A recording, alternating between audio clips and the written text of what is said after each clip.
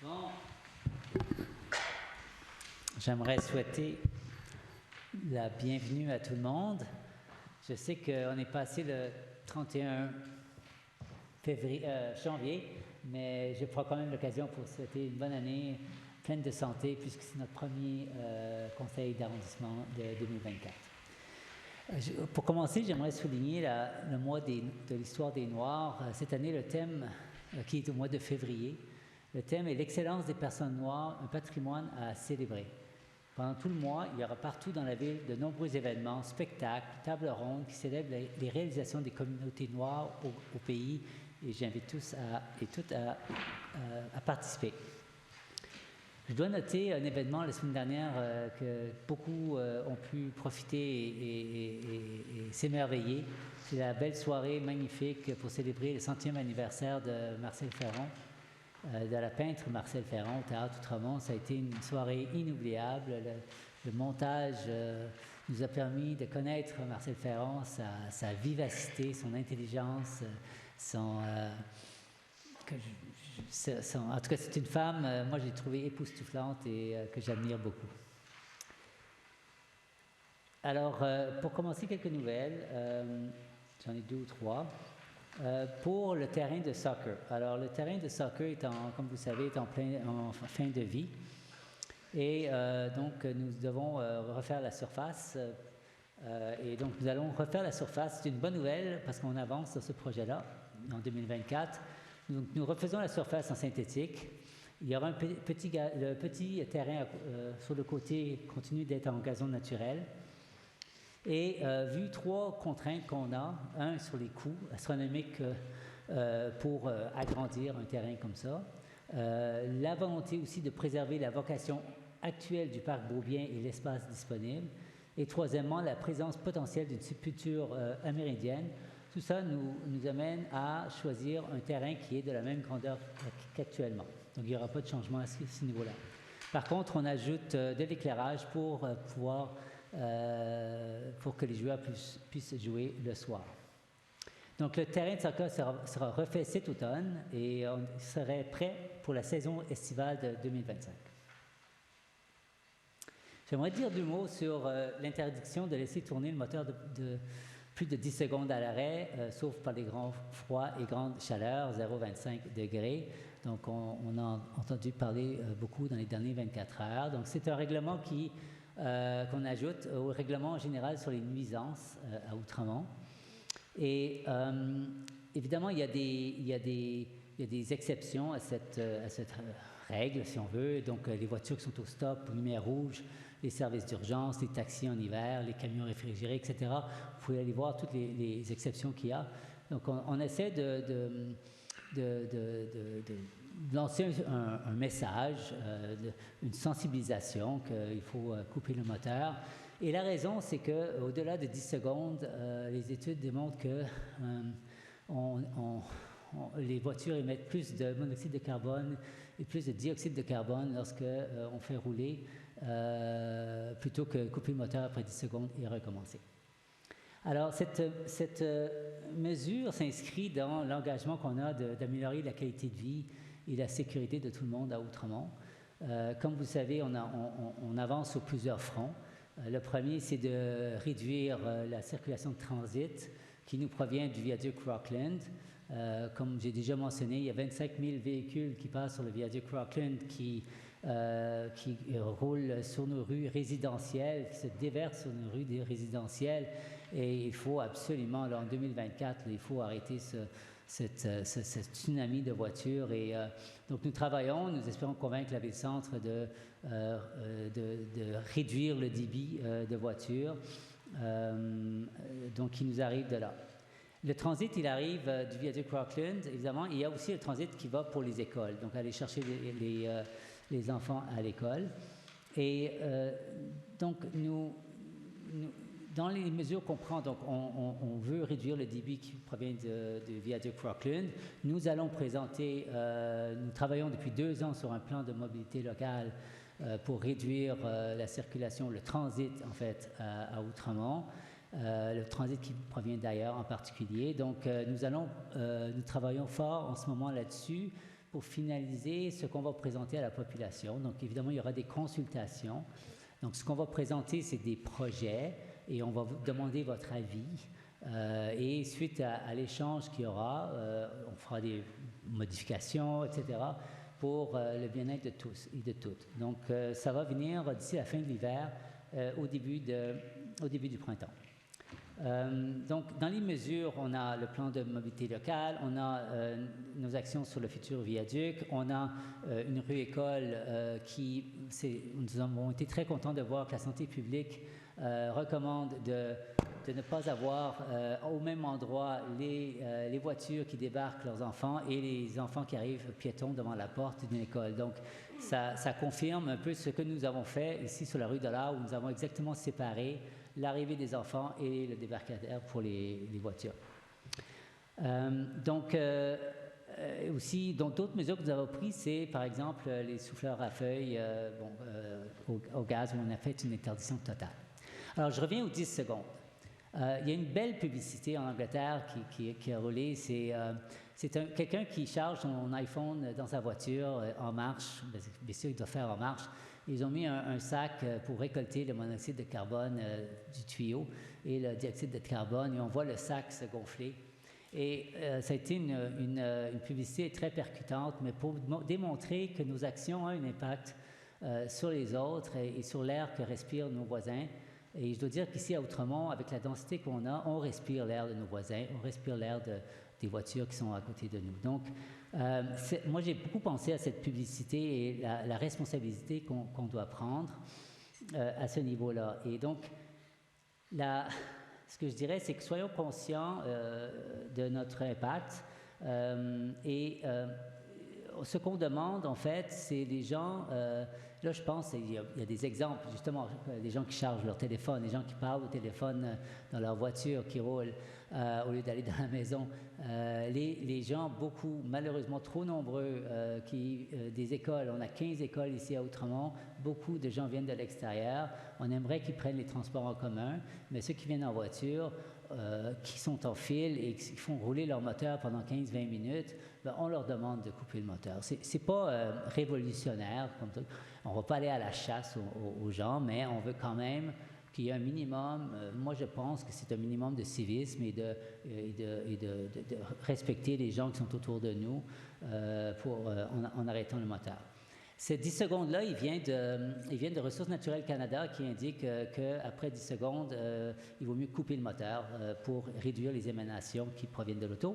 Et c'est d'ailleurs recommandé, que ce soit en France, en Italie, ils recommandent les 10 secondes. Donc, c'est encore là basé sur ce qui se fait ailleurs.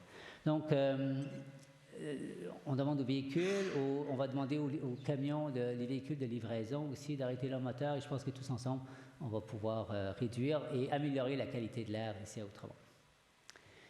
Donc, finalement, je pense que c'est mon dernier point, c'est sur les permis. Donc, ce soir, on va de l'avant avec la question du respect des permis. Je pense que c'est extrêmement important dans une société de droit qu'il y ait une cohésion, une équité dans l'application des permis. Et lorsqu'il n'y a pas ça, ben, la société s'étiole et on devient moins solidaire. Alors, je pense que pour des questions de solidarité, d'équité, c'est extrêmement important que tout le monde, on aille demander des permis et on fait des rénovations en fonction des permis. Donc, ce soir, on va de l'avant avec deux cas ça fait assez longtemps qu'on discute avec les propriétaires. Ça va nulle part. Donc, on a décidé il faut se donner les moyens d'appliquer les règlements. Et donc, on a décidé d'aller injonction et mise en demeure et aller en cours s'il le faut. Et donc, tout le monde est prévenu là-dessus. Et c'est un message que je donne à tout le monde, Outremont. Je pense que c'est très important qu'on vive en société de cette façon en respectant les autres. Donc, voilà ce que j'ai à dire pour ce soir, peut-être plus un peu plus tard, mais je vais laisser ma parole à ma collègue Caroline Brown. Merci, M. le maire. D'abord, merci beaucoup à tous ceux qui se sont déplacés au conseil ce soir. Je vais être brève. Je voulais vous parler que la classique hivernale, dont la kermesse d'hiver s'en vient bientôt, ça va se passer le 17 et 18 février. C'est une super belle activité en famille pour ceux qui se cherchaient une activité. Beau moment pour jouer dehors puis rencontrer les organismes du quartier. Je souhaite vous mentionner également que vous avez dû recevoir le journal Au pied de la montagne.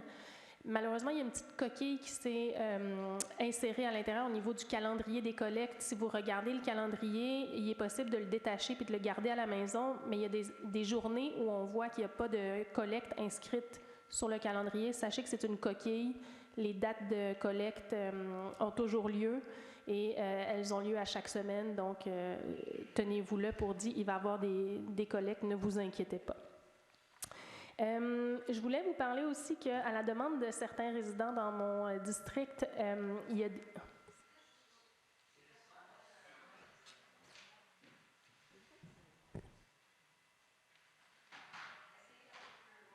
voulez que je sois plus loin?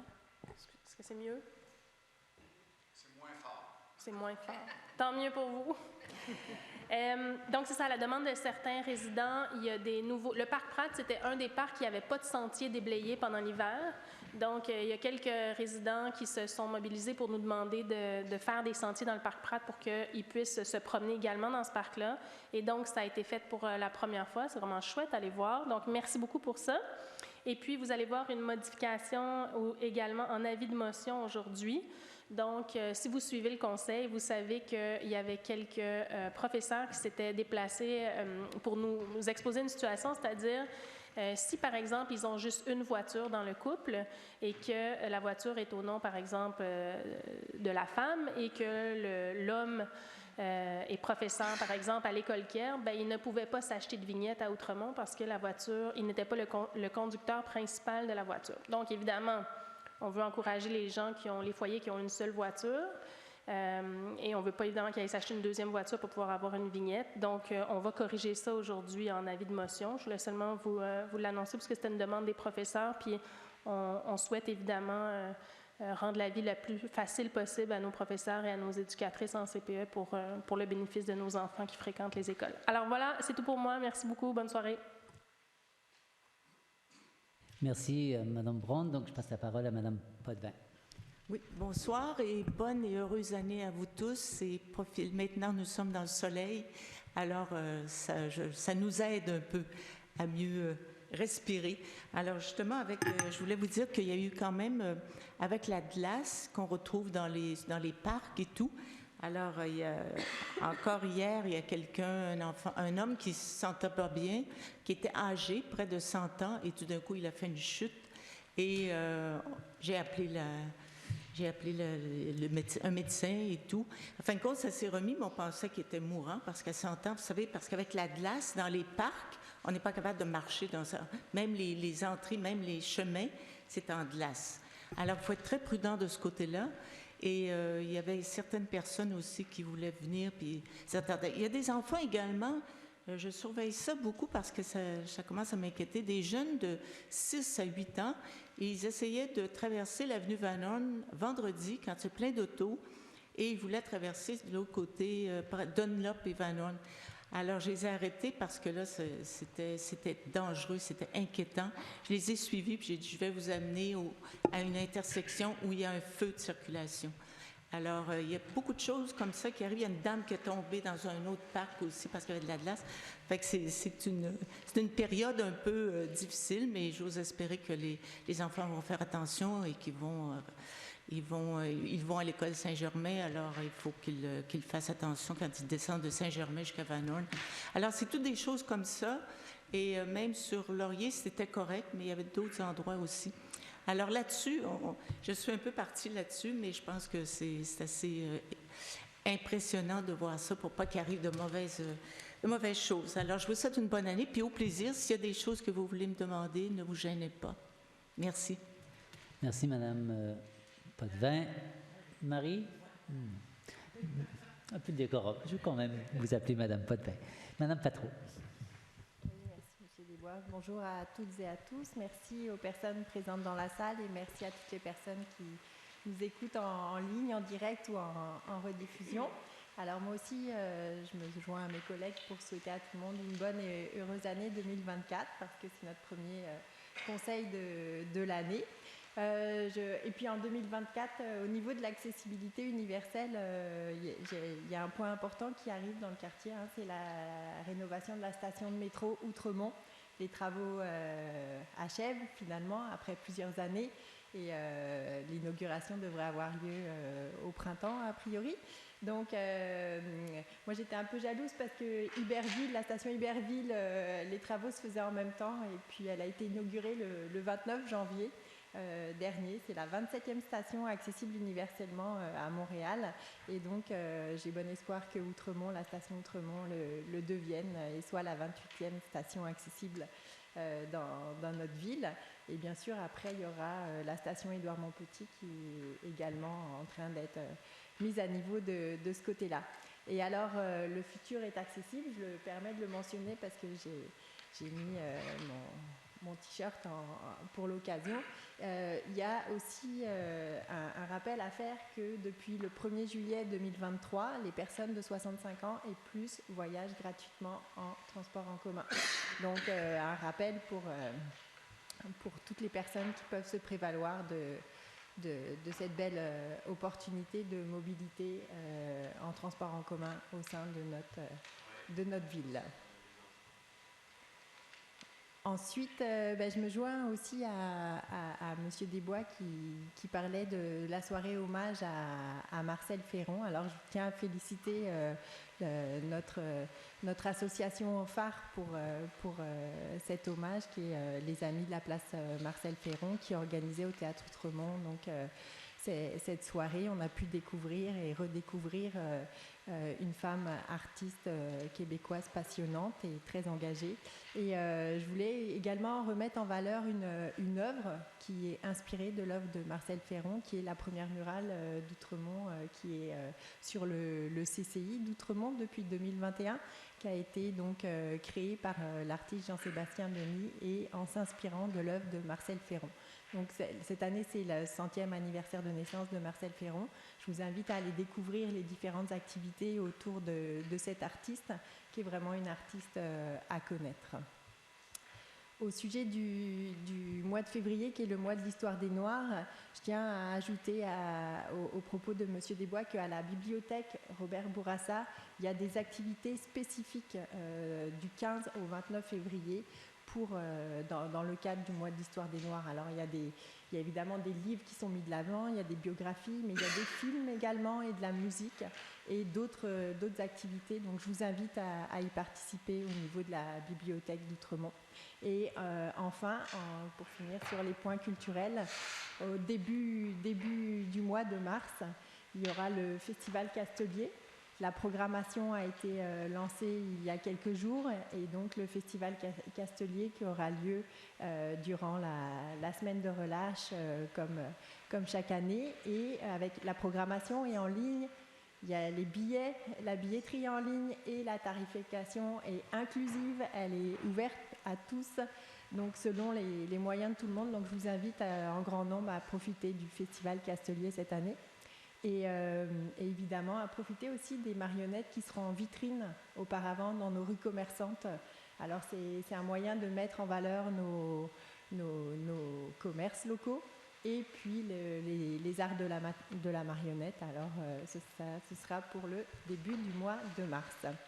Enfin, au niveau de l'ordre du jour, on vote le dossier de la foulée des parcs pour l'édition 2024 qui aura lieu donc le 16 juin 2024. Alors je vous invite à soutenir l'événement. Vous pouvez y être bénévole, coureur, coureuse et ils ont besoin de bénévoles pour l'organisation comme à chaque année. Et puis c'est évidemment un événement phare à Outremont depuis la création de cet événement. Vous avez parlé M. Desbois de mobilité. Alors j'ai quelques questions pour vous. Mobilité, sécurité, c'est des points importants pour moi. Donc il y a en ce moment le plan d'urbanisme et mobilité qui est en train d'être développé au niveau de la ville de Montréal. Je pense que les arrondissements avaient l'occasion de se prononcer dessus. Donc j'ai posé la question, mais je n'ai pas eu de réponse. Quand est-ce qu'on va pouvoir contribuer à ce plan. Alors c'est une question pour vous. Ensuite, je reçois beaucoup de commentaires de parents d'élèves, notamment de l'école Lajoie, qui se demandent quand est-ce que les abords de l'école Lajoie vont être sécurisés. Alors, c'est ma deuxième question. Et ensuite, la table de bon voisinage d'Outremont a remis en mai 2023 un rapport avec des recommandations au conseil d'arrondissement. Nous avons eu l'occasion de les rencontrer en décembre. Ils attendent des réponses et ils n'en ont toujours pas. Donc, quand est-ce qu'on va pouvoir avoir des réponses à leurs questions et à leurs recommandations? Donc, c'est 3 questions pour ce soir. Alors, merci à tout le monde et bonne soirée. Merci, Madame Patro. Donc, avant de parler, je vais juste demander à Madame Pollack de s'exprimer. Merci, Monsieur le maire. Je ne sais pas s'il y a un problème technique avec le web diffusion. Ouais? Bon. Dommage pour les gens à la maison, j'imagine. Ça fonctionne sur le téléphone. Ça semble avoir un certain enjeu sur votre... Ah, OK. Donc, les téléphones, ça fonctionne ce soir. Excellent. Merci, M. Melache. Donc, pour moi, ce soir, j'ai 2 points. À l'ordre du jour, au point 30.01, on parle d'une bonne nouvelle pour les citoyens dans mon quartier sur de l'épée et Kerbe entre Laurier et Fairmount. C'est les entrées de plomb qui vont être refaites. Donc, ça, c'est une très bonne nouvelle pour les résidents qui y habitent. Et aussi, j'aimerais vous rappeler que depuis le 1er janvier, si vous avez eu un bébé, vous pouvez aller chercher une boîte Bienvenue bébé à la bibliothèque Robert Bourassa sur Outremont et c'est juste pour vous offrir un cadeau, une boîte avec plein de choses à l'intérieur qui vont rendre votre vie de nouveau-né un peu plus facile et espérant heureuse. Donc, il faut seulement avoir une preuve d'adresse et une preuve de naissance. Alors, je vous encourage à prendre avantage de ce boîte Bienvenue bébé. Merci c'est tout pour moi ce soir. Merci. Merci, Madame Pollack. Donc, rapidement, donc, nous faisons le tour des écoles. Nous avons commencé par l'école Guy de Romaine. Nous avons donc créé cette rue école partielle. Et nous faisons le tour, nous continuons à faire le tour. Nous avons mis des aménagements d'été, mais il y a des aménagements plus conséquents qui doivent être aussi mis. Donc, l'école Lajoie, nous avons rencontré la direction, comme les autres écoles ici à Outremont, il y en a une quinzaine. Et nous allons regarder chacune des écoles et avoir un plan de sécurité autour des écoles pour chacune des écoles. Donc, c'est le travail que nous faisons. C'est un travail quand même ardu. Nous avons des ressources qui sont limitées, mais c'est une priorité. Donc, nous allons arriver avec des solutions pour la majorité des écoles, là où on peut. Hein. Donc, évidemment, on a des contraintes. Une des contraintes majeures, c'est les services d'urgence, en particulier les pompiers. Donc, nous travaillons avec eux pour trouver des solutions. On a réussi à trouver des solutions pour la rue de l'Art. Ça s'est bien passé, mais c'est sûr qu'il y a des enjeux. Dans chaque cas, c'est différent. Donc, on ne peut pas créer une solution qui fait l'affaire pour toutes les écoles. Il faut y aller école par école. Donc, voilà pour ça. Pour le table de bon voisinage, absolument. Donc, vous avez raison. On va M. Meloche, organiser une rencontre avec la table et faire un peu un compte-rendu de ce que nous avons fait. Et avoir une discussion avec les membres de la table là-dessus, je pense que ce serait nécessaire et donc on va organiser ça. Et pour le plan d'urbanisme, effectivement, donc il y a beaucoup de travail qui a été fait. En termes de calendrier, si vous voulez bien, M. Meloche, peut-être je vais vous laisser la parole en termes de calendrier, les étapes qui s'en viennent. Le plan d'urbanisme et mobilité est piloté par le service d'urbanisme de la Ville-Centre, donc le SUM, et le calendrier n'a pas été mis à jour encore. Il devait y avoir un document qui devait être soumis au conseil de juin. On sait que c'est retardé, on ne sait pas encore c'est quand. Je sais que les maires d'arrondissement ont été invités à une rencontre de travail le 12 février. Donc, nous, on a des échéanciers sur la révision, mais c'est encore un document de travail. qui n'a pas encore été déposé au conseil municipal. Mais ça devrait tarder. L'objectif, c'est d'ici la fin de l'année que ce plan-là soit déposé pour aller à l'Office de consultation publique en 2025. Merci. Donc, information à suivre là-dessus. Donc, on peut passer au prochain point. Donc, c'est le point 1003, si je ne me trompe pas. Oui. La proposition est à l'effet d'adopter l'ordre du jour de la séance ordinaire du Conseil d'arrondissement d'Outremont du 6 février 2024 à 19h, tel que proposé. Je propose. J'appuie. Madame Patro? Je suis pour. Madame Pollack? Pour. Et je suis pour. Donc, il n'y a pas d'amendement à l'ordre du jour et on va donc passer à la période des questions, le point 10.04. Donc, on va commencer, comme toujours, avec les questions pour les gens qui se sont déplacés. Et juste un rappel encore, un petit rappel des règles. Donc, on a 2 minutes pour poser sa question, incluant le préambule. Donc, on va essayer d'aller tout droit vers la question. Et il y a une question corollaire aussi d'1 minute, si vous voulez, concernant la même question. Donc, je vais commencer par demander à la première personne, c'est M. Maurice Mallette.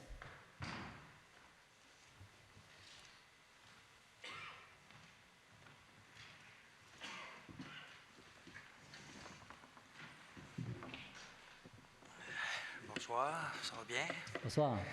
Je voudrais commencer par vous remercier. J'ai demandé à la dernière assemblée qu'on m'installe un arrêt au coin de Manceau et Outremont, puis c'était fait. Fait que merci beaucoup.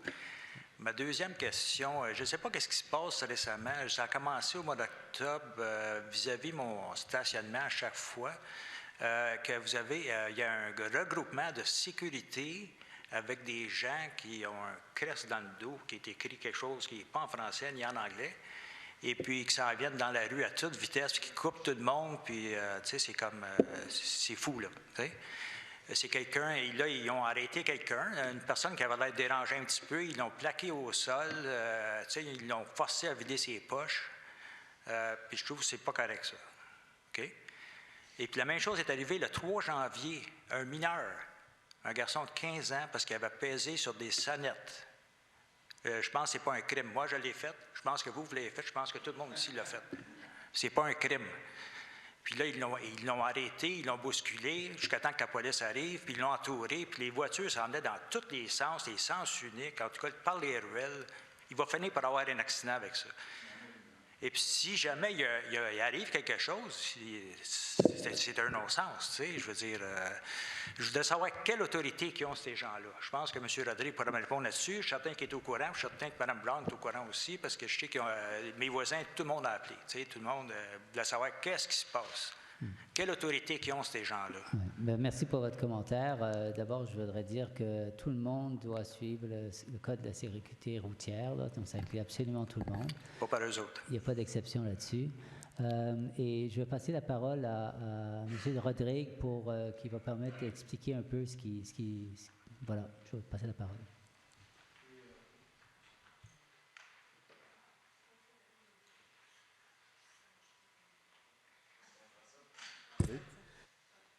Bonjour, Monsieur le maire. Merci, Monsieur Mallette. De façon, comme Monsieur le maire a bien mentionné, de façon générale, là, sans aller dans des cas précis qui sont sous enquête, là, mais de façon générale, les gens doivent respecter le code de la sécurité routière. Évidemment, il y a des exceptions au code de la sécurité routière, notamment pour les véhicules d'urgence, tout ça.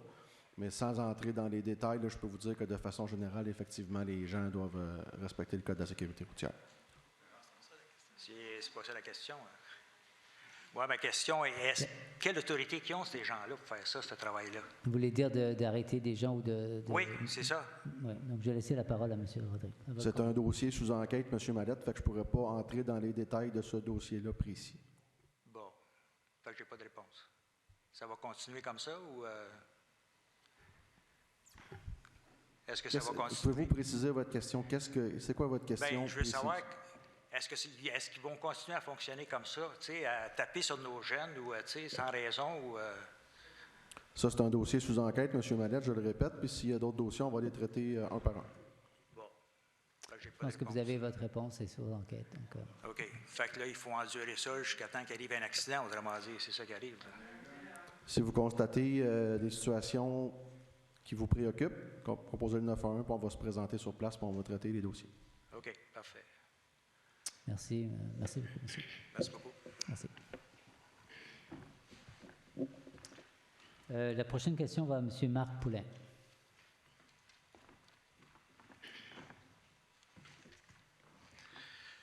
Bonsoir. Bonsoir. Les citoyens d'Outremont viennent de recevoir leur compte de taxe qui contient de fort mauvaises nouvelles. En effet, outre la taxe de la Ville-Centre qui augmente de 4,9 %, bien au-delà de l'inflation, la taxe d'arrondissement augmente encore plus. La cause principale de cette hausse catastrophique est que depuis plusieurs années, l'administration Projet Montréal n'augmente pas les versements aux arrondissements au même niveau que l'inflation ou même au même niveau que la hausse de taxes qu'elle impose aux contribuables.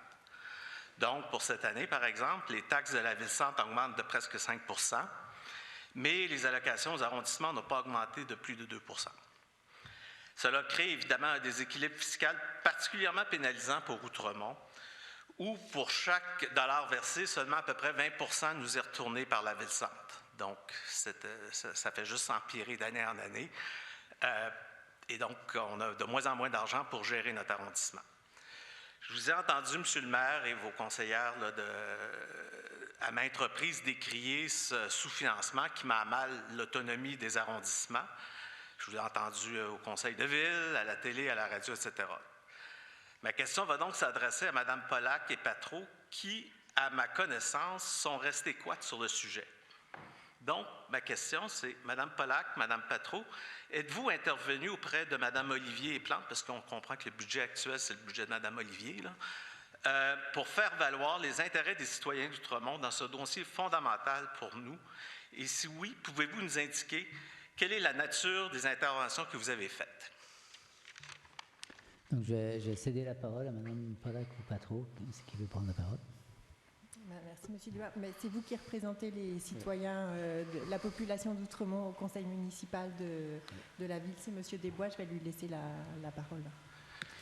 Non, Mme Patro. Attends, juste un instant. Donc, effectivement, comme vous l'avez mentionné, j'ai fait beaucoup d'interventions au conseil municipal sur le financement des arrondissements, Outremont en particulier, pour des raisons particulières.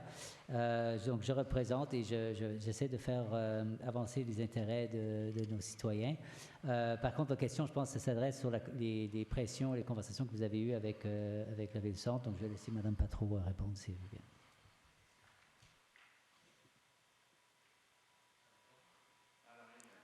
Donc, pas de réponse. Madame Patro, alors ma question, c'est est-ce que vous êtes solidaire des interventions de M. Desbois, qui réclame de la Ville-Centre de changer la politique de Projet Montréal pour le financement des arrondissements, ou est-ce que vous souhaitez, puis je pose la question aussi à Mme Pollack, qui n'ose pas me regarder, mais qui préfère prendre des notes, ou est-ce que êtes-vous donc solidaire des interventions de M. Desbois, comme quoi l'arrondissement d'Outremont ne reçoit pas une juste quote-part de la Ville-Centre dans la façon dont les budgets élaborés par Projet Montréal sont faits? Juste donc, tirer la ligne, là, donc pas éviter des commentaires personnels. Non, mais c'est parce que je pense que nous, on se déplace, votre question est ça claire. serait juste normal que les gens nous regardent. Votre question est claire. C'est une question de respect. Mais votre question est claire. Donc mais la question est claire. Est-ce que je peux avoir une réponse claire? D'accord. Vous avez mais c'est parce réponse. que, Mme Patro, vous savez, on a le droit de connaître vos positions. Vous êtes présenté pour représenter les citoyens. Donc, est-ce qu'on peut savoir, en tant que citoyen, quelles sont les positions que vous défendez quand vous représenter les citoyens? Est-ce que ça fait partie du geste démocratique nécessaire de savoir qu'est-ce qui est votre position sur des sujets aussi importants que le compte de taxes des citoyens? Donc, je pense que la réponse n'est pas de réponse. Donc, je vais vous laisser. On va terminer là-dessus, M. Poulain. Je vous remercie de ne pas m'avoir regardé encore une fois. Merci. Merci pour la question. Donc, la prochaine question va à M. Robert Groux sur le déneigement. Je ne devrais pas annoncer vos couleurs. Désolé. Bonjour. C'est pas aussi dramatique que son affaire à lui, là. Moi, j'habite sur la rue Lajoie, diamétriquement opposé à l'école Lajoie, donc où est-ce qu'il y a comme des restaurants, 2 restaurants, un lavoir, un dépanneur. Et alors, le trottoir est plus large que la normale, comme sur Bernard, tu sais, à peu près 6 mètres de large. Là. Mais depuis 1 an et demi à peu près, on déneige juste à peu près 1 mètre proche des voitures et on ne vient pas plus près des maisons. Alors, je dois déneiger les 6 mètres qui restent depuis 1 an. 1 an et demi, mais là, maintenant, on est rendu au février. Alors, je me demande, est-ce que y a-t-il une raison pour ça? J'ai essayé d'interpeller, par exemple, il y a 2 semaines, 3 semaines, lorsqu'il y a eu une grosse tempête, j'ai interpellé un des petits tracteurs. Puis la madame qui conduisait m'a dit, mon boss m'a dit de juste faire proche des voitures. Alors, il y a quelqu'un soit de la Ville de Montréal qui a dit « fais ça », ou bien c'est Énergie, là, les gens qui déneigent. Il y a quelqu'un qui a dit « fais pas proche des maisons, fais juste sur le bord de la rue ». Bien, merci pour votre question. Et je vais, si vous me permettez, de passer la parole à notre spécialiste et responsable de la voirie, Mme Poitras. Oui. Bonsoir, M. Groux. Oui. Alors, écoutez, je suis un petit peu surprise d'apprendre ça. Je mettrais ça probablement sur le compte d'un nouvel employé d'énergie. OK. Donc, je vais vérifier. Alors, vous me dites, c'est l'ensemble du côté nord de la Joie? Nord-est, la Joie et Champagnard, là, entre Champagnard et Bloomfield. Entre Champagnard et Bloomfield, Ouais, je vais vérifier. Ouais. Et même maintenant, il y a 6 pouces de neige là, en ce moment, malgré la pluie qu'on a eue, malgré le beau temps, tout ça, il y a encore ça de neige là. Si c'est là, ça va rester. Mais je vais vérifier parce qu'on doit dégager la voie publique. Ouais, donc, si c'est la propriété de l'arrondissement, c'est pas le domaine privé. Non, c'est ça. Ça doit être Sinon, déneigé. je vais mettre une palissade, je vais mettre une table. Puis, non, mais je vais m'assurer de faire les vérifications puis que ça soit déneigé, là, parce Parfait. que ça doit être déneigé si c'est public. D'accord. Merci beaucoup. Merci, monsieur. Ouais. Donc, prochaine question va à monsieur Éric Blond.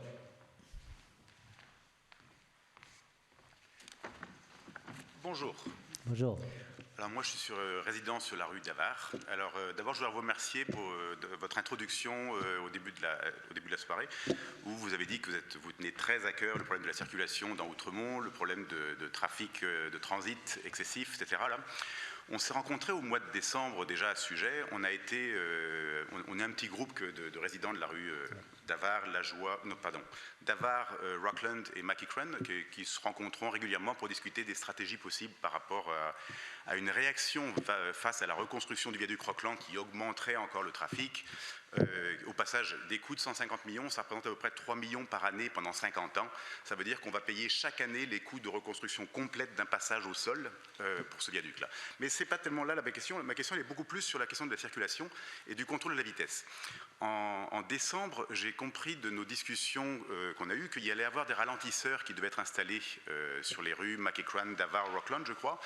Et si je me souviens bien, vous m'avez fait part du fait que c'était un dossier qui était en cours. Il y avait qu'on prévoyait d'installer ces ralentisseurs au courant du printemps, c'est bien ça? Donc voilà. Un deuxième point qui m'a été apporté par... Attends, quand vous parlez de ralentisseurs, vous parlez de Dodan ou de... Oui, c'est ça, exactement, ralentisseur. Dodan, c'est-à-dire que la Dodan, alors il faut expliquer le contexte. Donc le Dodan, nous faisons les demandes de Dodan à la ville-centre. Et donc, c'est la ville-centre qui va approuver puisque Davard est une voie artérielle. Et donc, il y a, et je vais laisser M. Meloche expliquer le processus, c'est qu'il y a des moments, et depuis cet automne, nous ne pouvons pas demander des dodanes à la ville-centre. Il y a des moments dans l'année où on peut, et je vais laisser M. Meloche expliquer le processus pour les dodanes. Oui, donc, comme l'a dit M. le maire, là, les 3 rues que vous avez citées, Davard, Mackicran et Rockland, sont non seulement, ce ne sont pas des artérielles, mais des collectrices qui est au niveau encore plus supérieur. Et donc, c'est le service d'urbanisme et de la mobilité de la Ville-Centre qui a juridiction sur les mesures d'atténuation qu'on met sur ces rues-là. Donc, ce qu'ils font, c'est qu'habituellement, ils font des appels à projets pour qu'on dépose des demandes avec analyse. J'ai parlé avec mon collègue. Habituellement, il y a deux plages horaires ou deux plages où ils ouvrent les appels à projets, soit en janvier, en septembre, pour faire des travaux. Donc, ils n'ont pas encore ouvert l'appel à projet parce qu'ils ont eu vraiment beaucoup de demandes en septembre dernier. Donc, on doit se reparler d'ici 3 semaines pour voir de quelle façon ils vont traiter nos demandes. Mais nous, l'équipe de Mme Vibert travaille déjà là, à faire à récolter du data là, pour savoir là, le nombre, évidemment, de voitures, mais les vitesses aussi à laquelle les voitures vont, avec pour objectif qu'on puisse installer des dos downs sur Davard, là, près à la sortie du viaduc, dans le fond, là, au nord de Van Horn. C'est ça. En fait, j'amenais ma question, mon point aussi, là, qui était que donc merci beaucoup. Là, je comprends que le dossier est en route et qu'il y a un suivi qui est fait par rapport à ça et qu'on peut s'attendre raisonnablement à ce que ça se fasse après la prochaine fenêtre où on peut on peut faire cette demande. Ce que nous disait M. Baudry à la Ville de Montréal, c'est qu'en fait, il y avait eu un problème de communication suite aux dernières élections entre l'arrondissement d'Outremont et la Ville-Centre à ce sujet-là, et que le dossier avait déjà été discuté à l'époque. C'est pour ça que je suis un peu surpris que ce soit pas que ça demande une nouvelle démarche. Écoutez, puis là, on a cherché, on a fouillé beaucoup dans l'arrondissement pour avoir l'information sur ça. Donc, M. Meloche peut peut-être expliquer, mais nous n'avions pas sur notre tableau, lorsque nous sommes arrivés, la demande pour Davard. Mais je pense que je vais laisser M. Meloche expliquer. Bien, effectivement, en 2021, juste avant les élections, là, donc en octobre 2021, je comprends qu'il y a eu une liste qui avait été envoyée au service d'urbanisme et de mobilité. Il n'y a pas eu de suivi qui a été fait à ce niveau-là. Donc, nous, on a relancé cette demande-là. Parfait. Et là, c'est là-dedans qu'on est là présentement. Là. D'accord. Alors, en fait, je suis désolé, mais ça, c'était mon introduction. Ma question, c'était surtout par rapport à la gestion du trafic. Donc, un de mes voisins qui est dans notre groupe de travail m'a demandé de vous demander s'il était possible de faire une demande similaire au niveau du réglage des feux de circulation qui sont sur Davard, donc en venant du viaduc, et sur McEachran pour rentrer dans Outremont, de arranger le timing des feux de circulation pour augmenter la durée, limiter l'entrée de trafic. C'est des mesures qui sont sans aucun coût et qui pourraient permettre de réduire le flot, en fait, de faciliter la diversion vers l'extérieur. Je comprends que c'est des rues artérielles, je comprends que je suis ingénieur civil de formation, donc je comprends ces éléments-là, mais si on ne fait pas la demande, il n'y aura rien qui va se passer là. Donc en fait, je formule cette demande-là. Et dans la foulée, 15 secondes. Oui, peut-être. Il vous reste 15 secondes, vous voulez bien. D'accord. Dans la foulée, est-ce qu'il est possible d'engager des démarches avec les arrondissements mitoyens pour permettre de rediriger le trafic? Parce que si on veut couper le trafic dans Outremont, c'est certain qu'il faut l'aménager pour qu'il passe ailleurs, sinon il n'y a rien qui se passera. Et ça ne se fera pas sans la collaboration des arrondissements mitoyens. Donc est-ce qu'il y a des démarches qui peuvent être entamées en dehors de ce qui se passe dans la ville-centre, parce que je comprends qu'ils ont leur agenda aussi, mais il faut que les citoyens des zones mitoyennes soient impliqués aussi. Non, absolument. En fait, c'est comme ça qu'on travaille. Donc, je veux dire, je pense que la discussion qu'on a avec la Ville-Centre, c'est effectivement, il doit avoir de la Ville-Centre une redirection du transit. Ils en sont très conscients, là, donc les discussions quand même sont fructueuses à ce niveau-là. Puis je pense que les arrondissements, j'imagine, M. Meloche pourrait confirmer, mais les arrondissements limitrophes doivent être impliqués là-dedans aussi. Là, donc, je pense que si vous voulez compléter... Non, mais je confirme qu'on est en échange avec nos homologues de Côte-des-Neiges, du Plateau, de Villeray-Saint-Michel, Parc d'extension de Rosemont, et avec les gens du SUM aussi pour notre plan directeur de mobilité durable et sécuritaire. Donc, on essaie d'avoir évidemment une vision un peu plus large que juste Outremont. Et on souhaite vice-versa aussi, de l'autre côté aussi, qu'eux aient une vision aussi, qu'ils aient inclus Outremont dans leur plan, là, au niveau de leur plan local de déplacement. Parfait. Donc les communications sont en route, elles sont positives et vous défendez les intérêts des résidents de nos rues, c'est parfait. Merci. Merci beaucoup. Merci. Madame Patro demande la parole, je vais lui céder la parole. Oui, merci. Juste pour ajouter un point que vous avez mentionné sur le feu, les feux de circulation, vous n'êtes pas le premier à demander ça et je sais que Madame Bibert a fait une demande dans ce sens-là. J'avais écrit au mois de décembre, je pense, ou janvier. Donc, c'est dans la machine. On va voir ce que ça va donner. Merci pour le complément d'information. Donc, prochaine question, Monsieur Pierre Lacerte.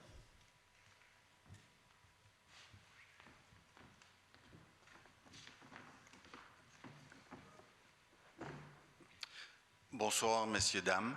Bonsoir. Je lisais ce matin dans le journal le nouveau règlement sur les moteurs de véhicules. Je vois que après 10 secondes, les gens seront en contravention, si je puis dire. Mais je vous ai entendu dire que vous ne ferez pas de chasse aux contrevenants. Ça, c'est un peu dommage, parce que devant chez moi, l'ancien centre François Michel, qui appartient à la congrégation Belz, ont une garderie et ils ont des autobus scolaires qui se stationnent exactement devant chez moi et qui laissent le moteur tourner 15, 20, 30, 40 minutes en attendant que les enfants arrivent. Aux 10 secondes, c'est beau, il y a un beau règlement, c'est tellement agréable à lire, mais il faut être capable de l'appliquer. Et là, quand c'est 30 minutes, 40 minutes, il ne se passe rien. Les petits bonhommes verts, moi, je ne les vois pas. On peut les appeler. C'est arrivé une fois qu'ils sont venus après 20 minutes, mais là, ça faisait une grosse poche de boucan en arrière, là, comme on dit, la publicité anglaise. Mais comment voulez-vous faire appliquer quelque chose comme ça quand il n'y a pas de gens pour le faire appliquer? C'est dans tout le règlement, là, on essaie de faire le mieux qu'on peut. Ici, dans le cas précis, les autobus scolaires et les autobus de la ville sont exemptés de cette réglementation-là. Donc, il n'y aura pas d'application. Mais ce qu'on peut faire, par contre, puis je pense qu'on doit le faire, c'est de discuter avec les communautés, avec les opérateurs d'autobus, pour leur indiquer quand même qu'il faut couper le moteur après un certain temps, là, surtout si le chauffeur est tout seul en attendant les élèves. Là, je pense que c'est le sens commun, là, c'est le gros bon sens, là, si on veut. Je comprends qu'un autobus, la STM, qui s'arrête pour prendre des gens, il n'arrête pas son moteur. Ce que je ne comprends pas, c'est que des autobus scolaires qui se stationnent devant une école, qui n'est pas encore une école, mais puissent faire fonctionner leur moteur diesel sans que personne puisse rien dire, sauf négocier avec Mme Pollack. On sait que ça négocie fort. Je ne comprends pas. Mais je pense que notre travail, c'est de discuter, comme j'ai dit, j'ai déjà eu une réunion avec les opérateurs d'autobus et les directeurs d'école, et j'essaie de sensibiliser sur différents sujets, pas sur ce sujet-là en particulier, mais je pense que c'est certain que dans la prochaine discussion que je vais avoir, je vais soulever ce point-là. Puis après ça, ben écoutez, on va voir, là, je veux dire, s'il y a des modifications à faire, peut-être pas, mais on va voir comment ça se déroule, comment la qualité de vie peut s'améliorer dans Outremont avec cette mesure, et s'il y a des choses à faire de façon supplémentaire, ben on peut regarder ça, là, on va l'analyser. Oui. Si les règlements étaient respectés après 10 secondes, j'espère que la synagogue illégale au coin de Saint-Viateur et du Rocher ça fait longtemps qu'elle n'existerait plus. Je n'entends pas parler, vous êtes dans votre 3e année de mandat, je n'en entends pas parler. Je trouve ça assez extraordinaire ou ordinaire. Merci, M. Lacerte. Madame Forgette.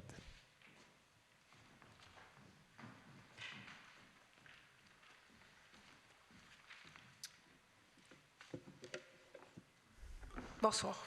Bonsoir.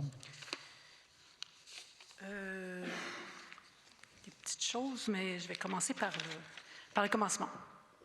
C'est jamais long. C'est pas long, c'est des petites choses, mais c'est pas long. Donc, avant de poser ma question, je vous soumets cette courte observation pour considération. Lorsque l'Ukraine a été bombardée, vous aviez mis les drapeaux en berne pour signifier notre solidarité avec le peuple ukrainien. Présentement, le peuple palestinien ne cesse de compter ses morts par dizaines de milliers sous les bombes, l'isolement alimentaire et humanitaire. Il est temps de mettre nos drapeaux en berne pour montrer notre solidarité avec le peuple palestinien. Donc, ma question de ce soir concerne la recharge des voitures électriques et hybrides. L'offre de bornes pour les résidents et les usagers du théâtre et des restos de Bernard Champagnard est assez mince, surtout que 2 bornes sont inaccessibles l'été avec la fermeture de l'avenue Bernard. L'arrondissement possède pourtant un terrain très bien localisé pour desservir et installer une offre nécessaire de bornes électriques, soit le stationnement en rue sur Champagnard. Dans votre plan de développement durable, avez-vous envisagé une telle offre sur ce terrain? Ah oui, ça c'est le terrain donc, qui est utilisé par les élèves de l'école de la Joie. Oui, mais la construction de l'école est finie ou achève. Oui. Donc, l'arrondissement doit reprendre ce terrain-là ou majoritairement ce terrain-là parce qu'on en a besoin. Il y a des usages qu'il faut implanter. Là, on a besoin de ce stationnement-là. Ben, écoutez, comme toujours, il y a toujours des intérêts différents. Donc, effectivement, il y a un intérêt pour avoir plus de bornes de recharge à Outremont, ça c'est clair. Là, il nous en faut beaucoup plus. Et on travaille là-dessus d'ailleurs, de trouver des endroits pour mettre des bornes de recharge. Là, ce serait très bien.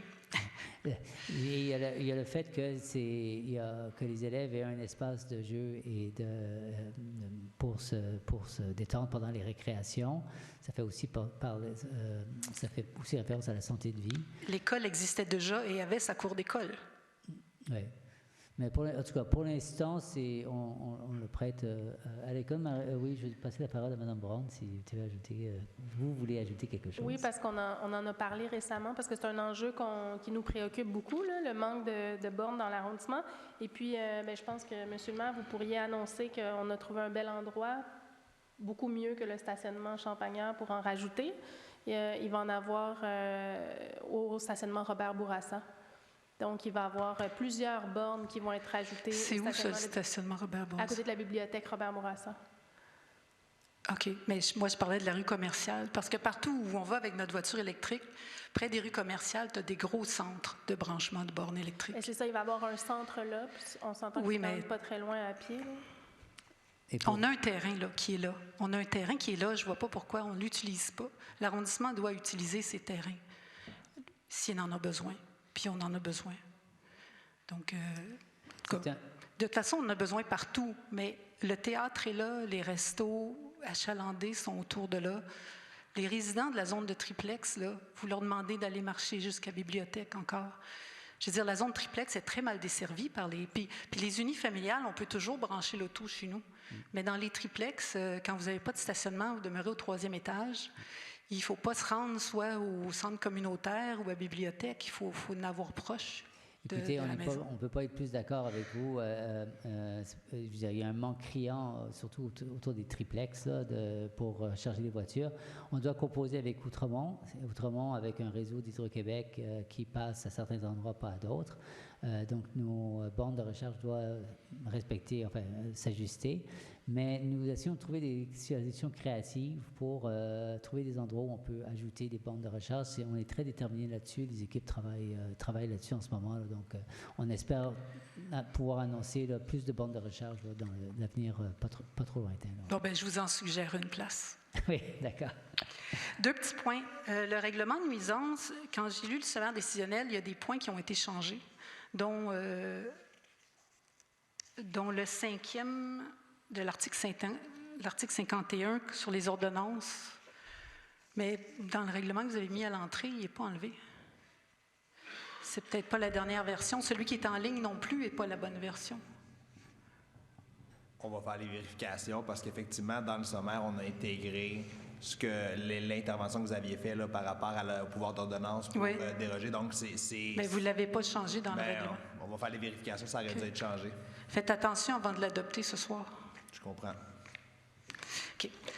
Mon dernier point, c'est que la plainte précédente sur la police ethnique là, dans Outremont, Elle existe depuis plusieurs années, M. Rodrigue. Ça fait des années qu'il y a des plaintes sur ça. Il y a des lettres qui sont envoyées au service de police. Puis ça laisse toujours lettre morte. Alors, vous pouvez dire, parce qu'il y a eu un accident, là, que là, c'est sous enquête, puis vous ne répondez pas à la question. Mais vous n'y répondez pas depuis, ça fait combien d'années? J'ai été élue, tout ça. Ça fait des années, ça fait des dizaines d'années, des quinzaines d'années que les gens se plaignent de cette attitude-là, de ce comportement-là, de l'harcèlement envers nos jeunes, de l'intimidation des gens, avec du monde qui monte des badges de police, qui s'habillent en police, puis qui roulent en police. Mais la police ne fait rien. Elle ne fait rien. C'est secret. Il y a un moment donné, il faut arrêter d'essayer d'enterrer les problèmes parce qu'ils ne se règlent pas. Donc, il faut, à un moment donné, il faut que ça cesse. Il faut que ça cesse. Voilà. Ben merci. Bien, merci du temps que vous m'avez donné. Bien reçu. Est-ce que vous voulez commenter rapidement quelque chose? Oui, merci, Monsieur le maire. Peut-être ajouter, il n'y a pas d'enterrer les problèmes qui se passent, là. Chaque plainte est traitée. Si vous constatez des infractions, des choses qui vous préoccupent, faites 911. On va les traiter une par une. Merci, commandant Rodrigue. Donc voilà qui complète notre période de questions en présentiel. Et nous allons passer aux questions en ligne.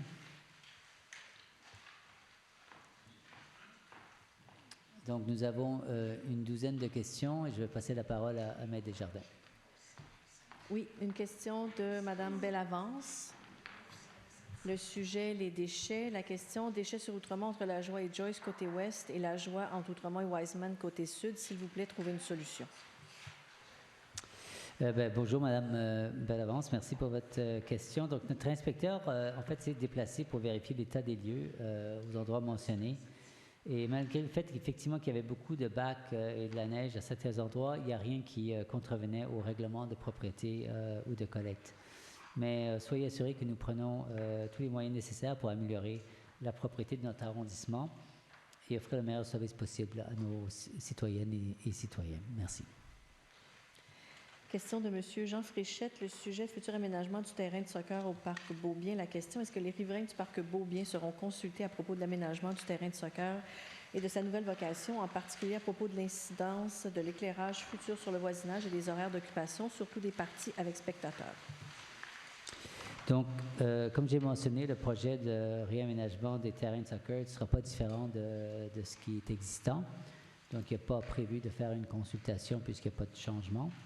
Mais nous allons communiquer quand même beaucoup sur ce qui va être déployé en termes de travaux. Et pour l'éclairage, des études sont en cours en ce moment, afin de minimiser leur impact. Donc, on pourra vous donner un suivi là-dessus sur ce qu'on choisira comme lumière. Merci.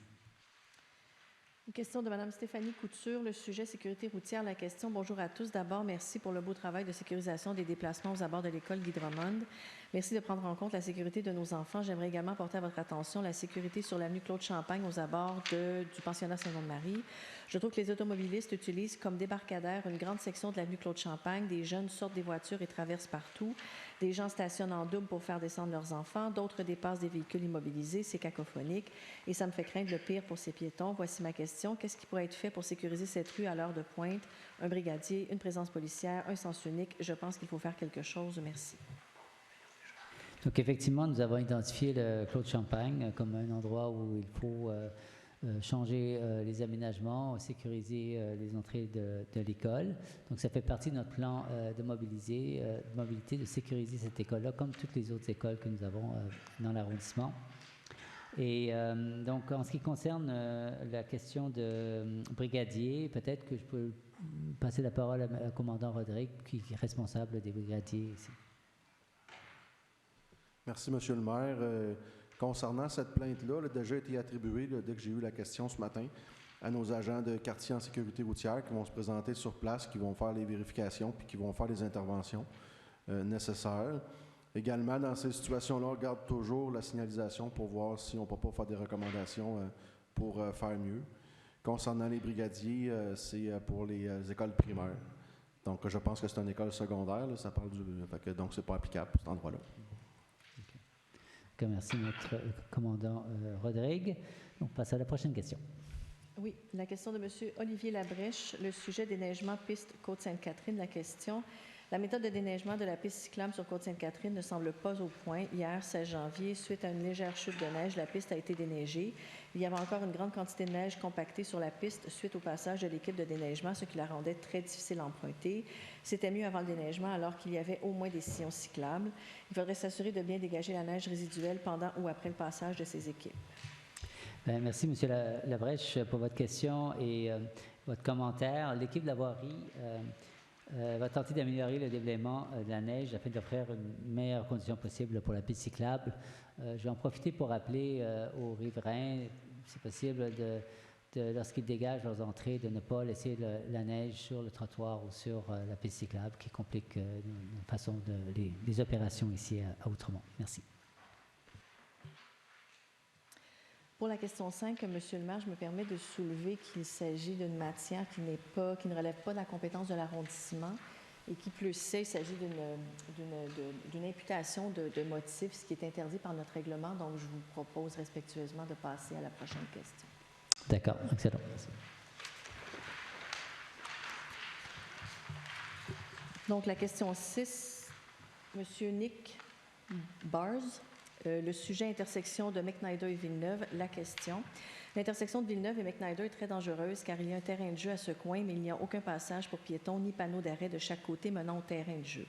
Villeneuve est populaire auprès des chars qui quittent la côte Sainte-Catherine à quelques centimètres. Je promène régulièrement mon chien devant cette intersection et je dois constamment être à l'affût des voitures qui tournent rapidement à droite. Cela n'aide pas non plus que ce soit en bas d'une colline, ce qui fait que les voitures vont plus vite. Il ne faudra pas longtemps avant qu'un enfant soit assassiné ici. Quelles idées le conseil a-t-il pour rendre cette zone plus sûre? Ce quartier d'Outremont où la côte Sainte-Catherine se rapproche de plus en plus de l'intersection du parc et Mont-Royal et c'est un cauchemar pour les piétons. Il faudrait faire davantage pour réduire la circulation dans toute cette zone et rendre les rues plus sûres pour les personnes qui habitent ici. Merci pour votre question. Donc, effectivement, nous sommes très conscients de la situation et des enjeux dans ce secteur. Le service d'urbanisme et de mobilité de concert avec Outremont, on est en train d'analyser en ce moment un projet visant à sécuriser ce secteur. Donc, vous allez en entendre parler bientôt. Merci. Question de M. Jean Laroux, le sujet borne de recharge électrique. La question: j'aimerais porter à l'attention du Conseil le fait qu'en matière de stations de recharge électrique publiques sur le territoire d'Outremont, la politique tarifaire appliquée est inconsistante, dans certains cas aberrante. Par exemple, les stations sur les rues Bernard et de l'Épée sont soustraites à l'application de droits de parcomètre. Par contre, en d'autres endroits, notamment dans les parcs publics au nord et au sud de l'avenue Laurier, les véhicules en cours de recharge sont assujettis au payage de parcomètre au tarif de 3 $ l'heure, ce qui porte le coût total d'une recharge à ces endroits à 24 $. Les résidents de ce secteur qui n'ont pas accès à une borne privée sont donc grandement pénalisés en ce qu'ils doivent assumer des coûts 4 fois plus élevés qu'ailleurs et qui sont de nature à totalement les décourager d'utiliser un véhicule hybride ou électrique. J'aimerais savoir ce que le Conseil entend faire afin de corriger la situation. Merci pour votre question. Donc, effectivement, il y a une incohérence entre le fait qu'on veut favoriser les voitures électriques et les recharges et le fait qu'il y a des parcomètres pour pouvoir avoir l'opportunité de charger sa voiture. Donc, cette politique provient de la ville-centre. Outremont ne peut pas se déroger de cette politique. On n'a pas ce pouvoir-là. Mais ce qu'on va faire et ce qu'on est en train de travailler, c'est de trouver des endroits non tarifés où on pourrait ajouter des bornes de recharge le plus possible. Donc, c'est le travail qu'on est en train de faire maintenant. Et donc, vous aurez des nouvelles là-dessus bientôt. Question de Mme Valérie Bloch. Sujet viaduc Rockland. La question: le transit des autos dans nos quartiers résidentiels menace notre quiétude et notre sécurité. Les discussions autour du projet de refonte du viaduc Rockland offrent une excellente opportunité d'étudier les alternatives à l'auto et de promouvoir des mesures d'apaisement de la circulation. Mais vous n'êtes pas sans savoir que les mêmes nuisances se font sentir d'un côté comme de l'autre du viaduc. Prévoyez-vous donc d'inclure vos collègues élus de Villeray, Saint-Michel Parc Extension et ainsi vous assurer que vos actions pour diminuer le trafic du côté Outremont ne feront pas empirer la situation du côté de Parc Extension? Il serait très regrettable qu'une telle occasion d'apaiser la circulation dans votre quartier se fasse au détriment de la population voisine.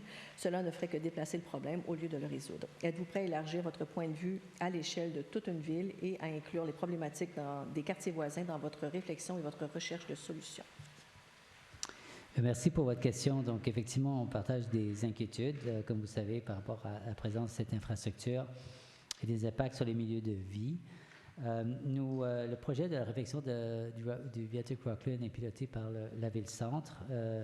Et sont inclus aussi les arrondissements limitrophes. Donc, je pense qu'il y aura une vision globale de la mobilité et de la circulation pour minimiser les impacts un peu partout. Là. Donc, mais nous travaillons beaucoup avec les équipes de la Ville-Centre à ce sujet.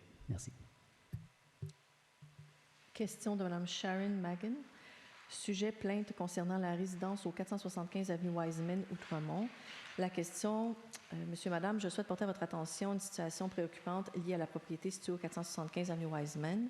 Récemment, le propriétaire a hissé le drapeau palestinien sur la porte de son garage, a érigé un mât arborant le drapeau palestinien ainsi que le drapeau sud-africain et a illuminé sa résidence avec des guirlandes de Noël formant l'inscription « We Love Gaza ». Cette démarche semble délibérément crasse et manifestement destinée à offenser ses voisins de confession juive. Nous croyons en la coexistence pacifique et le respect mutuel entre les résidents, mais de telles actions nuisent à l'harmonie au sein de notre communauté.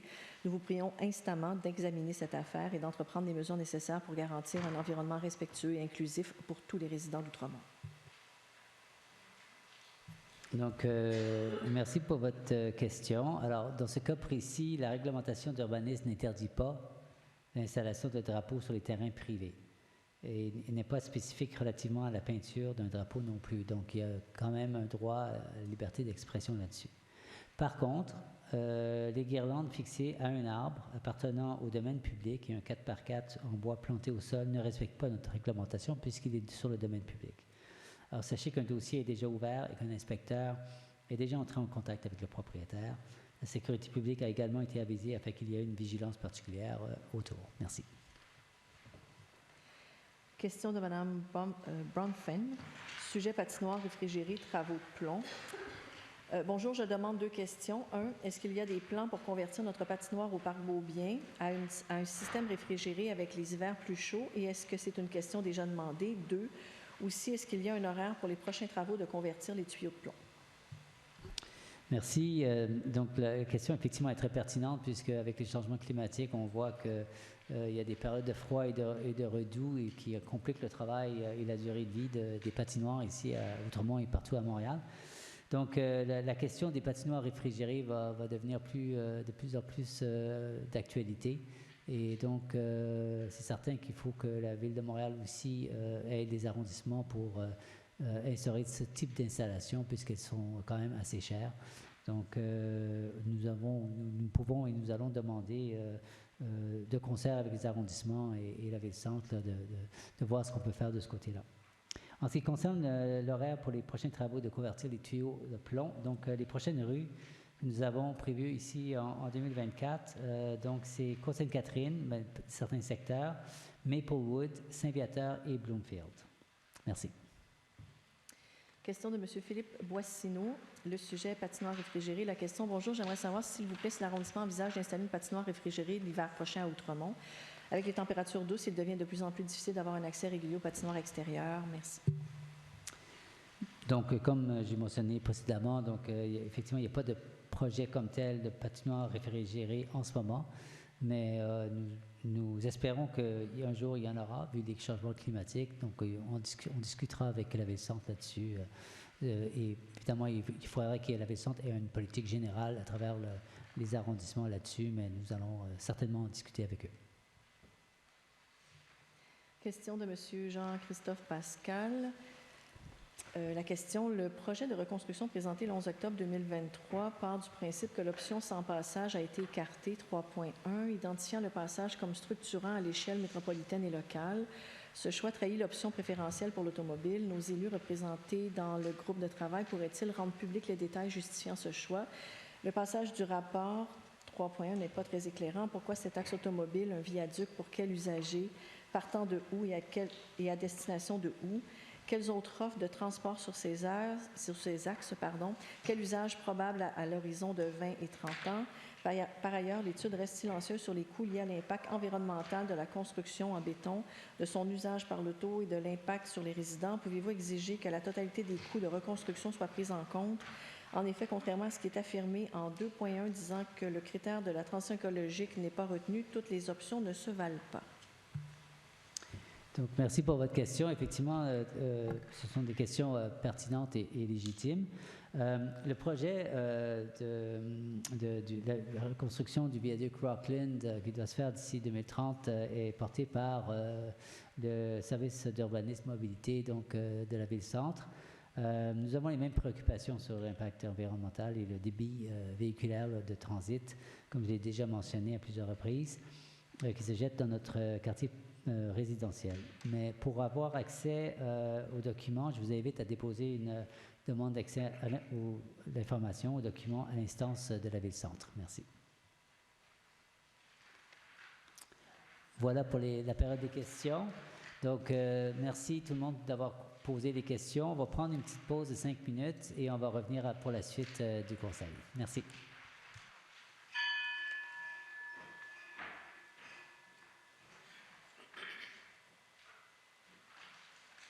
Donc, merci de votre présence et pour les gens qui nous écoutent en visio. Et nous allons continuer la séance de ce soir. Maître Desjardins, la parole est à vous. Oui, le point 10.05, la proposition est à l'effet d'approuver le procès-verbal de la séance ordinaire du Conseil d'arrondissement d'Outremont tenue le 5 décembre 2023 à 19h. Je propose. J'appuie. Madame Patro. Je suis pour. Madame Pollack. Pour. Et je suis pour. 10.06, la proposition est à l'effet d'approuver le procès-verbal de la séance extraordinaire du Conseil d'arrondissement d'Outremont tenue le 14 décembre 2023 à 11h30. Je propose. J'appuie. Madame Patro. Pour. Et Madame Pollack. Pour. Et pour. 10.07, il n'y a pas de citoyen pour la demande de dérogation mineure, donc je passe au point 20.01. La proposition est à l'effet d'exercer la deuxième option de prolongation de 12 mois prévue au contrat 19-17-917 octroyé à la firme entrepreneur paysagiste Strathmore 1997 Limité le 3 février 2020 par le biais de la résolution CA 20-16-0029 et ayant pour objet les travaux arboricoles, élagage, d'entretien complet, taille de formation, haubanage, intervention d'urgence, abattage, essouchement, pose de gazon en plaques de l'arrondissement au montant de 587 685,91 $, incluant les taxes, d'autoriser dans le cadre de cette prolongation du contrat ayant pour objet les travaux arboricoles de l'arrondissement une dépense maximale de 587 685,91 $, incluant les taxes, d'imputer cette dépense conformément aux informations financières inscrites au dossier décisionnel. Cette dépense sera entièrement assumée par l'arrondissement. Je propose. J'appuie. Madame Patro. Pour. Madame Pollack. Pour. Et pour. 20.02, la proposition est à l'effet d'exercer la première option de prolongation prévue au contrat 21-19089 octroyé à l'agence Trimax Sécurité Inc. le 24 février 2022 par le biais de la résolution CR 22-16-0056 ayant pour objet la fourniture de services de patrouilleurs et d'officiers de la sécurité publique pour l'arrondissement d'Outremont pour une durée de 12 mois, soit du 1er mars 2024 au 28 février 2025 au montant de 635 593,26 $, taxes incluses, d'autoriser dans le cadre de cette prolongation du contrat ayant pour objet la fourniture de services de patrouilleurs et d'officiers de la sécurité publique pour l'arrondissement d'Outremont, une dépense maximale de 635 593,26 $, taxes incluses, d'imputer cette dépense conformément aux informations financières inscrites au dossier décisionnel. Cette dépense sera assumée par le budget de fonctionnement et le surplus de l'arrondissement. Je propose. J'appuie. Juste avant d'aller au vote, juste peut-être expliquer... Ici, les coûts de la sécurité publique ont quand même beaucoup augmenté dans ces dernières années. Puis cette augmentation à terme ne sera pas soutenable compte tenu de nos finances publiques. Donc, j'en profite pour annoncer que nous lançons un chantier là-dessus pour voir toutes les options sur la table en termes de comment on peut réduire le coût de ce service. Et comme je dis, toutes les options sur la table en ce moment-là. Je n'irai pas plus loin que ça, mais on en reparlera certainement à une prochaine séance. Donc, Madame Patro. Pour. Madame Pollack. Pour. Et je suis pour. 20.03. La proposition est à l'effet d'accorder à l'entrepreneur 9363-9888 Québec Inc. Sanivac Plus bas soumissionnaire conforme, le contrat pour le service de nettoyage et vidange de puisards et chambres de vannes incluant le transport et la disposition des résidus pour le territoire de l'arrondissement d'Outremont, au prix de sa soumission, soit pour une somme de 102 701,42 $, incluant les taxes, pour une durée fixe de 36 mois, 2024, 2025, 2026, suite à l'appel d'offres public AO 23-20-225, lot numéro 7, 2 soumissionnaires, d'autoriser une dépense d'un montant de 102 701,42 $, incluant les taxes à l'entrepreneur 93 63 88 Québec Inc. Sanivac dans le cadre de ce contrat, d'autoriser une dépense de 10 270,14 $, incluant les taxes à titre de budget de contingence, d'autoriser dans le cadre de ce contrat une dépense totale de 112 971,56 $, incluant les taxes et le budget de contingence, d'imputer cette dépense conformément aux informations financières inscrites au dossier décisionnel. Cette dépense sera entièrement assumée par l'arrondissement. Je propose. J'appuie. Madame Patro? Pour. Madame Pollack? Pour. Et je suis pour. 30.01. La proposition est à l'effet d'offrir au conseil municipal, en vertu de l'article 85 de la Charte de la Ville de Montréal, métropole du Québec, de prendre en charge la conception, la coordination et la réalisation des travaux de remplacement des entrées de services en plomb sur les terrains privés, sur les avenues de l'Épée et Kerb, entre Fairmount et Laurier, en vertu du règlement sur les branchements au réseau d'aqueducs et d'égouts publics et sur la gestion des eaux pluviales, règlement 20-030. Je propose. J'appuie. Madame Patro? Pour. Madame Pollack? Pour. Et je suis pour. 30.02, la proposition est à l'effet de ratifier une dépense additionnelle de 20 700 $ taxe nette pour l'achat de mobilier urbain pour l'ensemble du territoire d'Outremont dans le cadre d'un contrat octroyé au service du matériel roulant et des ateliers SMRA de la Ville de Montréal en 2021 par le biais de la résolution CA 21-16-0241. D'imputer cette dépense conformément aux informations financières inscrites au dossier décisionnel, la dépense est entièrement assumée par l'arrondissement. Je propose. J'appuie. Madame Patro? Pour. Madame Pollack? Pour. Et je suis pour. 30.03, la proposition est à l'effet d'autoriser le service d'affaires juridiques à intenter toutes les procédures judiciaires requises, y compris le cas échéant le recours à l'injonction devant la Cour supérieure du district judiciaire de Montréal pour forcer l'exécution des travaux visant à rendre conforme aux règlements municipaux le bâtiment situé sur le lot 1-351-724 du cadastre de Québec, le 460 avenue Champagnard. Je propose. J'appuie. Madame Patro? Pour. Madame Pollack? Pour. Et je suis pour. 30.04, la proposition est à l'effet d'autoriser le service d'affaires juridiques à intenter toutes les procédures judiciaires requises, y compris, le cas échéant, le recours à l'injonction devant la Cour supérieure du district judiciaire de Montréal pour forcer l'exécution des travaux visant à rendre conforme aux règlements municipaux le bâtiment situé sur le lot 1-352-777 du cadastre de Québec, 636 avenue Dunlop. Je propose. J'appuie. Madame Patro? Pour. Madame Pollack? Pour. Et je suis pour. 30.05, dépôt du rapport des décisions déléguées pour les mois de novembre et décembre 2023. 30.06, dépôt de la liste des bons de commande et des paiements sans bons de commande pour les mois de novembre et décembre 2023. 30.07, dépôt de la liste des achats effectués par l'entremise des cartes de crédit pour les mois de novembre et décembre 2023. 30.08, dépôt de la liste des virements de crédit pour les mois de novembre et décembre 2023. 40.01, c'est un avis de motion. Donc, un avis de motion. Donc, conformément à l'article 356 de la loi sur les cités et villes, je donne un avis de motion à l'effet qu'un projet de règlement intitulé « Règlement modifiant le règlement sur les tarifs exercice financier 2024 » sera adopté au cours d'une prochaine séance du conseil d'arrondissement et je dépose le projet de règlement.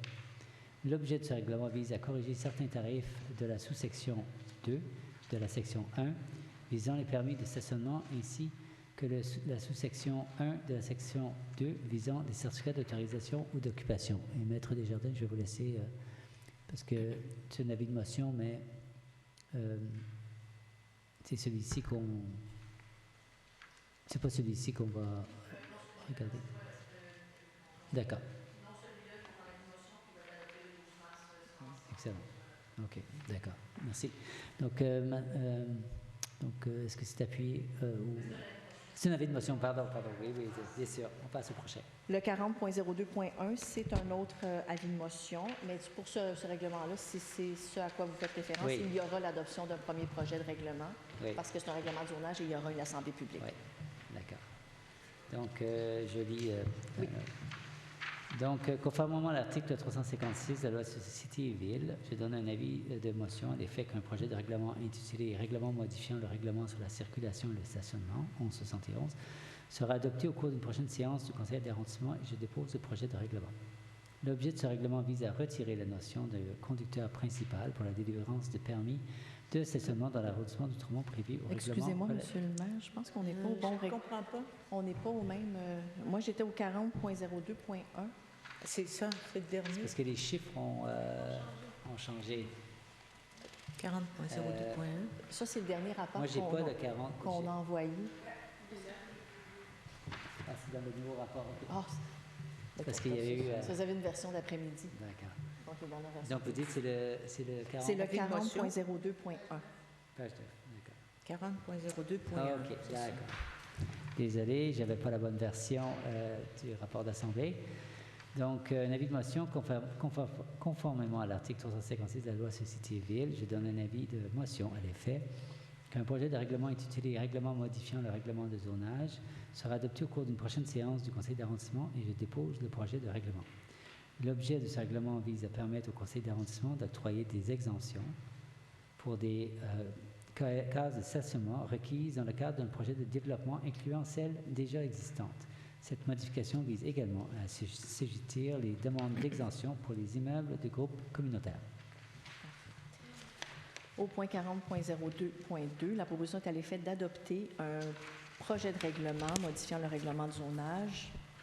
L'objet de ce règlement vise à permettre au conseil d'arrondissement d'octroyer des exemptions pour des cases de stationnement requises dans le cadre d'un projet de développement incluant celles déjà existantes. Cette modification vise également à assujettir les demandes d'exemption pour les immeubles du groupe communautaire et de tenir une assemblée publique de consultation sur ce projet de règlement, aux dates, heures et lieux à être déterminés par le secrétaire d'arrondissement, le tout en vertu du règlement intérieur du conseil d'arrondissement d'Outremont sur la délégation de pouvoir à certains fonctionnaires de l'arrondissement. Je propose. J'appuie. Madame Patro. Pour. Madame Pollack. Pour. Et je suis pour. 40.03, c'est un avis de motion. D'accord, donc conformément à l'article 356 de la loi Société et Ville, je donne un avis de motion à l'effet qu'un projet de règlement intitulé « Règlement modifiant le règlement sur la circulation et le stationnement » sera adopté au cours d'une prochaine séance du Conseil d'arrondissement et je dépose le projet de règlement. L'objet de ce règlement vise à retirer la notion de conducteur principal pour la délivrance des permis de stationnement dans l'arrondissement d'Outremont prévu au règlement relatif à la circulation et au stationnement.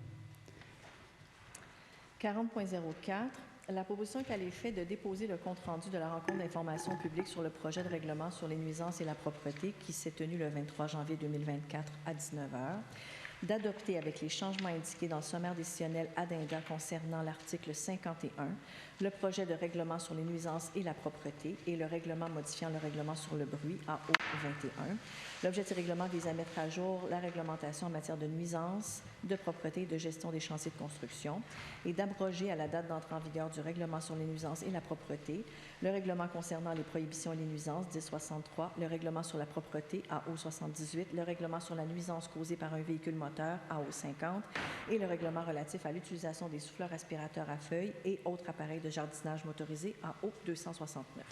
Je propose. J'appuie. Madame Patro. Je suis pour. Madame Pollack. Pour. Et je suis pour. 40.05, la proposition est à l'effet d'édicter une ordonnance pour les événements suivants, et ce, conformément aux conditions et modalités inscrites au dossier décisionnel. Événement Marche pour la dignité, organisé par la Maison de soins palliatifs et Centre de jour Saint-Raphaël. Événement Procession du dimanche des Rameaux, organisé par l'Ordre de Saint-Antoine-le-Grand. Événement Mémoire d'un volcan, organisé par l'organisme Castelier. Événement Tournoi médiéval, organisé par le Collège Stanislas. Événement Cultivons Outremont, organisé par l'arrondissement d'Outremont. Événement Kermesse Soleil, organisé par l'arrondissement d'Outremont. Événement Saison des pianos publics, organisé par l'arrondissement d'Outremont. Événement Tango dans le parc, organisé par l'arrondissement d'Outremont. Événement Cérémonie du jour du souvenir, organisé par l'arrondissement d'Outremont. Et événement Olympiade hivernale, organisé par l'École buissonnière Outremont. Je propose. J'appuie. Madame Patro. Pour. Madame Pollack. Pour, et quelle belle liste d'événements à venir. Oui, oui. Et je sais pas. 40.06, la proposition est à l'effet d'édicter une ordonnance autorisant la fermeture à la circulation automobile de diverses rues pour la tenue de l'événement La Foulée dans les parcs 2024 qui aura lieu le dimanche 16 juin 2024 de 7h à 12h30. Je propose. J'appuie. J'ai entendu Mme Braun, Mme Polter. Ben, j'ai entendu Mme Braun, c'est la voix de Mme Braun, j'ai entendu en premier. Le proposeur. Ben, je vais... Mais c'était Mme Patro qui avait aussi Oui. Parfait. Donc, Mme Pollack. Pour. Et je suis pour aussi. Parfait. 47.01, la proposition est à l'effet d'autoriser la demande d'occupation permanente du domaine public relativement à l'immeuble ici au 1345 boulevard du Mont-Royal, tel que décrit à la description technique préparée par le rapporteur géomètre Claude Simard, minute 25 715, dossier 34 900, daté du 31 octobre 2023. Je propose. J'appuie. Donc, Mme Patro. Pour. Et je suis... Mme Pollack, pardon. Pour. Et je suis pour. 47.2. Donc, nonobstant la recommandation du CCU, la proposition est à l'effet d'approuver la demande d'approbation de PIA pour les immeubles situés au 20 avenue Courcelette avec les réserves suivantes. Les nouvelles fenêtres du corps principal pourront être de couleur noire. Toutes les menuiseries des fenêtres pourront être de la même couleur et la suggestion suivante, conserver et restaurer les fenêtres existantes et 903 avenue Dunlop sans réserve. Donc, c'est vraiment un mini détail, mais pour les menuiseries, c'est pas pourront, c'est devront être. Devront être à la même couleur. C'est ça? Mais c'est parce qu'on dit pourront de couleur noire, mais pourraient... Je retire mon intervention non pertinente. Alors, je propose. Donc, je vais appuyer. Donc, appuyé par... Parfait. Donc, Mme Potin. J'appuie. Vous êtes pour? Pour. Mme Patro. Pour. Et Mme Pollack. Pour. Donc, c'est unanime. 47.3, la proposition est à l'effet d'approuver pour l'immeuble situé au 543 chemin de la Côte-Sainte-Catherine la demande d'approbation de PIA avec les suggestions suivantes. En remplacement du zinc, un revêtement de toiture en cuivre étamé, en acier galvanisé naturel ou en galvalume avec le même type de tuile installée à l'horizontale est acceptable. Proposer une couleur plus chaude pour le crépi. Pour tous les murs, intégrer le filage et les conduits à la composition du mur et éviter le passage des conduits en surface. En façade, intégrer le poteau extérieur du bouton poussoir à un élément de paysage ou un affichage afin qu'il paraisse moins isolé. En façade, il serait intéressant d'améliorer la qualité des enseignes sur le bâtiment, leur mise en valeur et leur éclairage. Formaliser la ligne de désir entre l'entrée principale et l'avenue d'Avare près de la station Bixi. Du mobilier urbain pourrait y être prévu afin de prévoir une petite zone de repos. Je propose. J'appuie. Mme Patro. Pour. Mme Pollack. Pour. Et je suis pour. 47.04, la proposition est à l'effet d'accorder la demande de dérogation mineure suivante pour l'immeuble situé au 543 chemin de la Côte-Sainte-Catherine, d'autoriser une dérogation à l'alinéa C de l'article 7.6.3 du règlement de zonage afin de permettre l'implantation d'un appareil mécanique visible à partir de la voie publique avec la réserve suivante pour le verdissement devant l'écran visuel, proposer des arbustes avec feuillage persistant. Propose. J'appuie. Mme Patro. Pour. Mme Pollack. Pour. Et je suis pour. 50.01, la proposition est à l'effet d'entériner les modifications apportées à la structure organisationnelle 2024 et adopter le nouvel organigramme de l'arrondissement. Propose. J'appuie. Mme Patro. Pour. Mme Pollack. Pour. Et je suis pour. Et 65.01, c'est une motion. Donc,